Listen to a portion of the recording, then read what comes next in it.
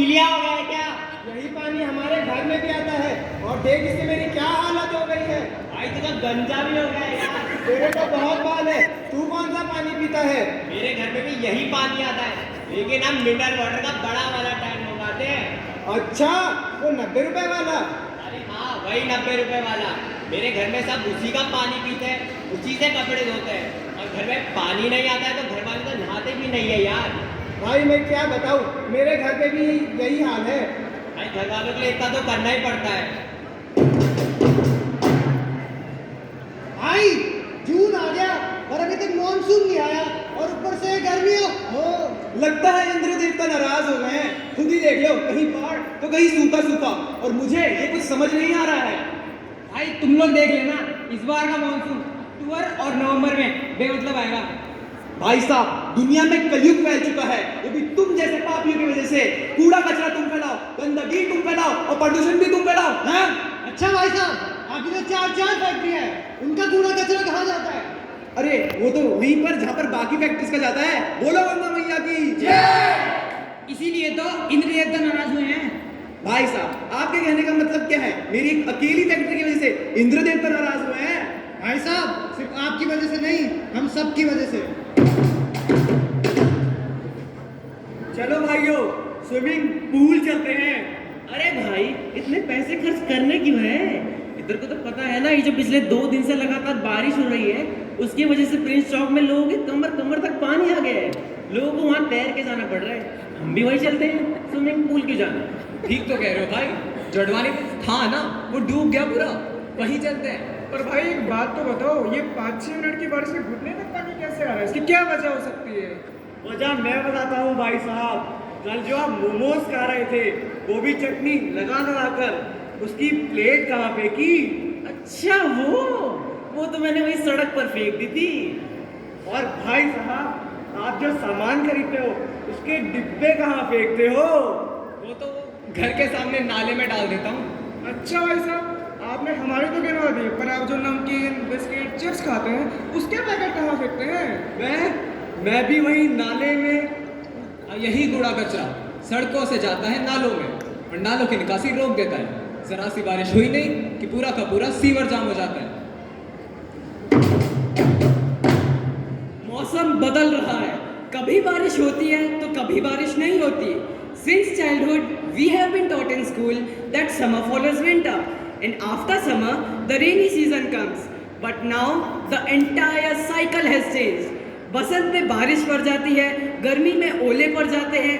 ये सब इसलिए हो रहा है क्योंकि हम प्रकृति का बुरी तरह से दोहन करते आ रहे हैं, अपने स्वार्थ के लिए, पैसों के लिए, विकास के लिए।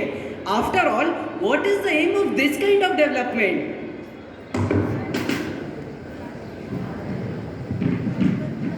बंजर सी जमीन, दूषित सी हवा, पानी को भी हमने गंदा कर दिया। मौसम बदल रहा है, ये क्या हो गया?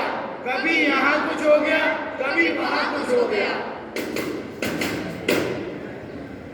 क्या हुआ भाई, बड़े परेशान दिखाई दे रहे हो?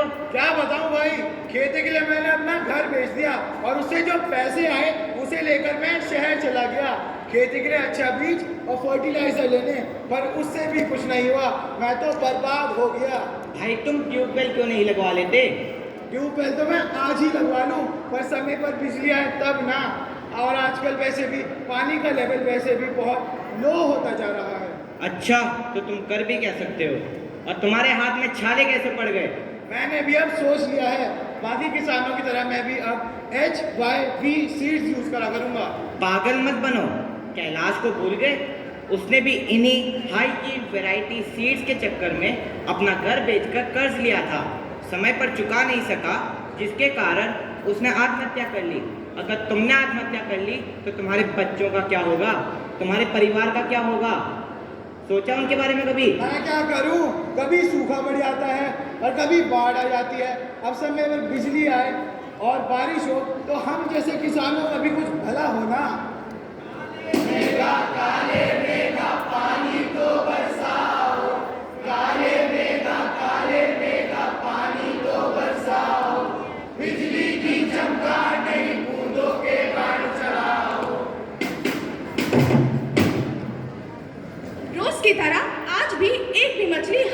लगी। ऐसा कब तक चलेगा? घर में अन्न का एक भी दाना नहीं है। आज भी बच्चों को पानी पिलाकर सुलाना पड़ा। अरे मैं क्या करूं? अब तुम ही बताओ ना मैं क्या करूं? वो तुम देख रही हो ना कि नदी के किनारे जब से वो प्लांट लगा है तब से सारा का सारा पानी दूषित हो चुका है, जिससे सारी की मछलियां मर चुकी हैं। आप नदी की दूसरी तरफ क्यों नहीं चले जाते? अरे दूसरी तरफ भी यही हाल है। वहाँ कूड़े, कारखानों, फैक्ट्री से जो हार्मफुल केमिकल निकलता है ना, उससे पूरा का पूरा पानी गंदा हो चुका है। और अगर वहाँ किसी ने पकड़ लिया तो मुसीबत अलग से। तुम तो फिर रहने ही दो। अरे भाई साहब, हम ना एक काम करते हैं, हम दोनों आपके गांव चलते हैं। वहाँ हम कुछ भी कर लेंगे, खेतों में काम कर लेंगे, जंगल से लकड़ियाँ काट लेंगे, कुछ ना कुछ तो कर ही लेंगे। अरे कौन से जंगल, कैसे जंगल? सरकार और लोगों ने विकास के नाम पर सारे जंगल काट डाले। जिन पेड़ों के सहारे हम रहते थे वे पेड़ अब नहीं रहे। जिन जानवरों से हम कपड़े और दूध प्राप्त करते थे वे जानवर अब नहीं रहे। जंगल नहीं बचे, जानवर नहीं बचे। अब छोटे वहाँ कुछ नहीं बचा, कुछ नहीं बचा। वहाँ सिर्फ धुआं है, फैक्ट्रियों से निकलता हुआ धुआं। डॉक्टर साहब, कल रात से मेरी आंखों में जलन हो रही है और हाथों में लाल लाल दाग हो गए हैं। आप काम कहाँ करते हैं? यहीं पास में एक फैक्ट्री है, मैं उसमें मजदूर हूँ।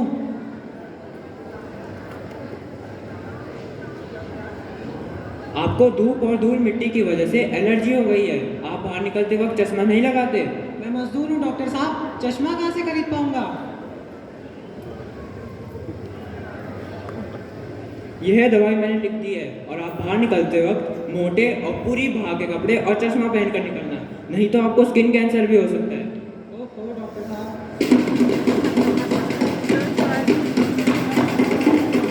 अरे भाई ये क्या मौसम है? सब भाग क्यों रहे हैं? अरे भाई ऊपर पहाड़ पर बादल फट गया है, नदी में भयंकर बाढ़ आ गई है। हम तो जैसे तैसे जान बचाकर भागे। अरे वो देखो, सड़कों पर पानी ने क्या प्रलय मचा दिया है। तुम आगे मत जाना भाई। पर मेरा घर वहाँ है, मुझे जाना होगा मेरे घर। क्यों अपनी जान खतरे में डाले? कुछ भी नहीं बचा वहाँ पर, कुछ भी नहीं। घर मकान सब कुछ डूब गया है। पर मेरा बच्चा मेरे इंतजार कर रहा होगा, मुझे जाना होगा। छोड़ो मुझे, छोड़ो मेरा बच्चा। जैसा कि आप देख सकते हैं, उत्तराखंड के एक शहर में बादल फटने से भीषण तबाही हुई है। देखिए चारों तरफ हाहाकार मच चुका है। The dynamic shifts in weather patterns are exerting a profound impact on the lives of millions, unfolding a narrative of ecological disruption and human insecurity. The ever-changing cycle of seasons brings forth moments of cold, warmth, dryness and storms. The melting glaciers and the rising phenomena of global warming are exerting a significant influence on all of our lives. बड़े बड़े पदों पर बैठे लोग और corporates development के नाम पर पर्यावरण को बर्बाद कर रहे हैं। नतीजा मौसम अपना असर दिखा रहा है। जम्मू कश्मीर, यूपी, केरला, बिहार और कोस्टल रीजन्स में जो हुआ वो मौसम का ही तो असर है। अमीर आदमी, ताकतवर आदमी पर्यावरण के संसाधनों का दोहन करता है, उन्हें बर्बाद करता है। मरता कौन है? गरीब, किसान और आदिवासी। वो इंसान जिसके पास पैसे नहीं है, जिसके पास जीने के साधन नहीं है। नेचर का बैलेंस बिगड़ने की वजह से पर्यावरण बर्बाद हो रहा है। चाहे केमिकल्स हम अपने घरों में इस्तेमाल करते हो या फैक्ट्रीज में, वहाँ अंततः हमारी जिंदगियों को बर्बाद कर रहे हैं। अगर हमें थोड़ी सी दूर भी जाना हो तो हम कार, स्कूटी या बाइक का इस्तेमाल करते हैं। क्यों नहीं साइकिल या पैदल चलने की कोशिश करें? नतीजा हमारी जिंदगियां बर्बाद हो रही हैं। सबसे ज़्यादा सेहत पर असर पड़ रहा है और प्रदूषण फैल रहा है। एक बात तो बताइए, क्या इस हवा में ये जहर हमने मिलाया है? नहीं ना।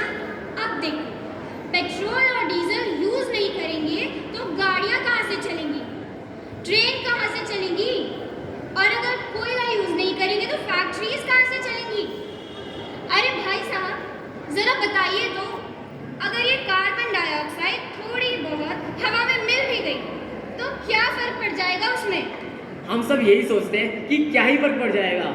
कार्बन डाइऑक्साइड गैस लगातार बढ़ती जा रही है, जिसकी वजह से ओजोन लेयर कम हो रही है, उसमें धीरे धीरे छेद हो रहे हैं। खेती बर्बाद हो रही है, जिंदगी तबाह हो रही है। लाखों लोग सूखे के कारण सुसाइड कर रहे हैं। हमारी जमीन में, पानी में, शरीर में जहरीली गैस फैल रही है। इतना सब कुछ हो रहा है, लेकिन हम लोग इतना देखते हुए भी चुपचाप अपनी नजरें जमाए खड़े हैं। एक बात तो बताओ बच्चों, अगर बड़ी बड़ी फैक्ट्रियां नहीं लगाएंगे तो देश का विकास कैसे होगा? और बच्चों, फैक्ट्रीज लगाने से मना किसने किया है? विकास के लिए मना किसने किया है?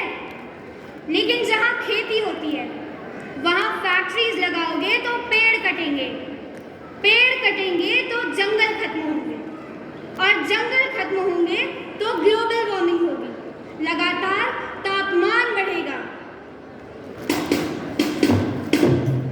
अरे मुझे क्या फर्क पड़ता है ग्लोबल वार्मिंग से? अगर बाहर गर्मी बढ़ भी गई तो मैं अपने घर में एसी लगा लूंगा, और इससे कौन सा मेरी भैंस की पूंछ उखड़ जाएगी। और अगर मेरी भैंस की पूंछ उखड़ भी गई तो भी मैं उसके लिए दो एसी लगवा दूंगा। How does it affect me? बिल्कुल ठीक कहा इन्होंने। हमें क्या असर पड़ता है? हमें तो कोई फर्क ही नहीं पड़ता, लेकिन आज नहीं पड़ेगा, कल जरूर पड़ेगा। याद रखिए, आप एसी तो लगवा लेंगे, लेकिन ऑक्सीजन वो कहाँ से मिलेगा हमें? हमें तो कोई असर नहीं पड़ेगा, लेकिन हमारे आने वाली जनरेशन, इन बच्चों पर असर जरूर पड़ेगा। ये शुद्ध हवा कहाँ से लेंगे? याद रखिए, आप एसी तो लगवा लेंगे, लेकिन हमें इसी दुनिया में रहना है, चांद पर नहीं। अच्छा, मेरी फैक्ट्रियां हैं दवाइयों की, मैं अपनी फैक्ट्रियों का वेस्ट कहाँ डालूं?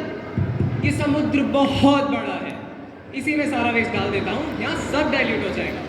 हजारों मछलियां मरती हैं, और इस समुद्र के सहारे जीने वाले जितने भी मछुआरे हैं वे सभी बेरोजगार होते जा रहे हैं। पशु पक्षी मरते जा रहे हैं, पेड़ पौधे काटे जा रहे हैं। क्यों? क्योंकि ये सभी लोग अपनी फैक्ट्री से वेस्ट से पर्यावरण को दूषित कर रहे हैं, उसे गंदा कर रहे हैं। इन लोगों को तो फर्क इसलिए नहीं पड़ता क्योंकि इन्हें फैक्ट्री से पैसे मिल जाते हैं। फर्क तो उन्हें पड़ता है, वो जानवर जो बेजुबान है, वो जो बोल नहीं सकते।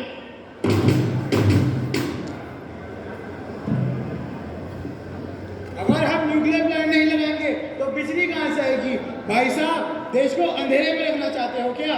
जब भी हम न्यूक्लियर प्लांट की बात करें तब आप लोग शोर मचाते हैं, जब भी हम इंडस्ट्रीज, फैक्ट्रीज की बात करें तब भी आप लोग शोर मचाते हैं, जब हम देश के विकास की बात करें तब भी आप लोग शोर मचाते हैं। तो देश का विकास होगा कैसे? वाह भाई साहब, बड़ा सही सवाल पूछा है आपने। हम लोग शोर क्यों मचा रहे हैं? अरे हम शोर मचाते हैं क्योंकि आप लोग बहरे हैं। हम शोर मचाते हैं ऊंचे ऊंचे पदों पर बैठे उन लोगों को सुनाने के लिए जो हमारी बात सुनना ही नहीं चाहते। न्यूक्लियर प्लांट से कितने लाखों लोगों की जिंदगियां बर्बाद हो जाती हैं, आप जानते भी हैं। हम लोग सोलर पैनल्स भी तो लगा सकते हैं। जितनी कीमत पर एक न्यूक्लियर प्लांट लगता है उतने में तो हज़ारों सोलर पैनल्स लग सकते हैं, लाखों लोगों को बिजली मिल सकती है। हमें इसे बढ़ावा देना चाहिए, इसके बारे में बात करनी चाहिए। जिसे हम आज बर्बाद कर रहे हैं वो हमारी आने वाली सभ्यता को, आने वाली जनरेशन को बर्बाद कर देगा। वक्त है संभलने का, वक्त है एक्शन लेने का, वक्त है अभी संभलने का, अभी समझने का, वक्त है अभी बदलने का, वक्त है अभी बदलने का, वक्त है अभी एक्शन लेने का। वक्त है अभी एक्शन